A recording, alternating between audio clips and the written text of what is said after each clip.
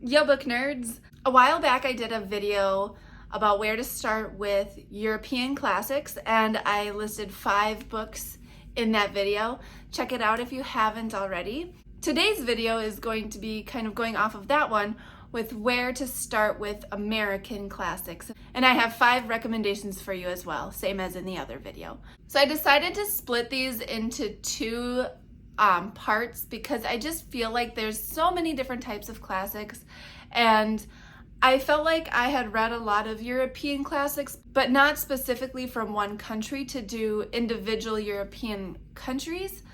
But I am American and I have read numerous American classics, so I felt very comfortable doing one specifically for American classics. So that's why I decided to split it the way I did. So if you're new to reading classics and you want to give them a try, or if you're new to reading American classics and just don't know where to start, I think these 5 books are easy to read, easy to understand. The language isn't too flowery. The stories are very interesting, so it's not going to bore you, hopefully. I enjoyed all of these books when I read them, so that's why I think they're a good place to start. Up first, I'm going to talk about one that many people read in school, which is To Kill a Mockingbird by Harper Lee. I read this for the first time when I was in high school, but I've since reread it, and I just adore this book. It is super easy to follow, but the story is complex at the same time and very deep and meaningful. And I understand why it's taught in schools for those reasons. This book is about childhood innocence coming face to face with realities of life. And if you don't know what this is about, I really wouldn't want to spoil anything. Content warning though, there is some language used in here that might make people uncomfortable, but that is the point. It is supposed to make you uncomfortable. There's like racial slurs, and it's supposed to spark some conversations that really needed to be had and still need to be had. So content warning if you're sensitive to that kind of language or that kind of content. Up next I have The Catcher in the Rye by J.D. Salinger.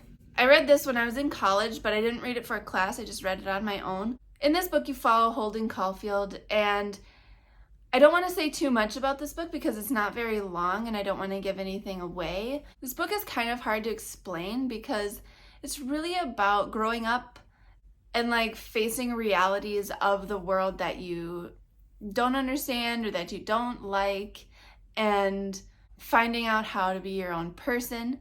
I don't really think there's much else I can say besides that. Up next we have a book that I just reread, which I also had read when I was in high school, which is The Outsiders by S.E. Hinton. This book is extremely short as well, and it is so packed full of good content, and it is easy to read. I read through it so fast, and I'm a pretty slow reader, so I just think that this is a great story and you'll get a lot out of it. Check it out if you haven't read it yet. Another short one for you, Of Mice and Men by John Steinbeck. This book will break your heart. It's a really short book. It might be shorter than The Outsiders. Either The Outsiders or this one's the shortest one I have on this list. But it really knows how to pack a punch, and it's easy to read. I read this in a couple days a few summers ago. And if you're looking for something that has many layers and has emotional depth to it, that's this book. That's also The Outsiders too. Both of them are very, very good books. And lastly, The Adventures of Tom Sawyer by Mark Twain. I would recommend starting with this book versus Huckleberry Finn, because Huckleberry Finn is kind of a sequel to this book. You can read it on its own, but Huckleberry Finn also has way more layers to it, way more difficult content.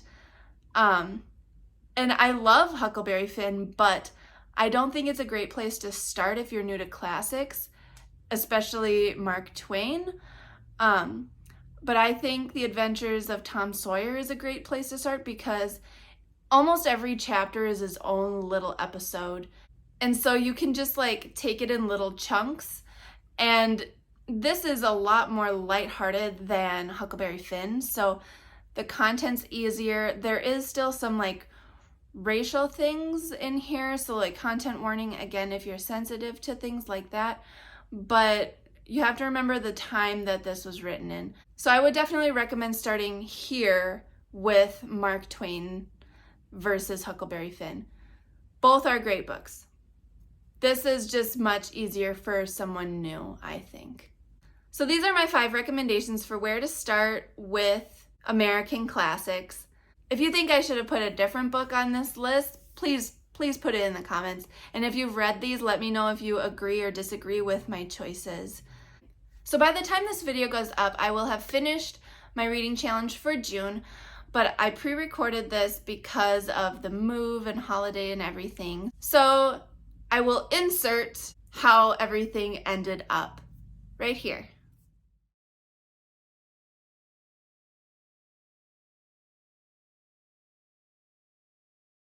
And if you supported the Epilepsy Foundation and this challenge, thank you so much. If you participated, that's awesome.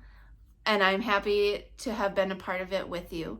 I had meant to do this video a while ago, but I just got caught up doing other things. And so I decided to do this video now because it's going to be going up on the 4th of July. So happy Independence Day. I just thought what better video to put up on 4th of July than one about American classics. So I hope you guys have a safe and wonderful 4th of July. God bless America, and thanks for talking books with me.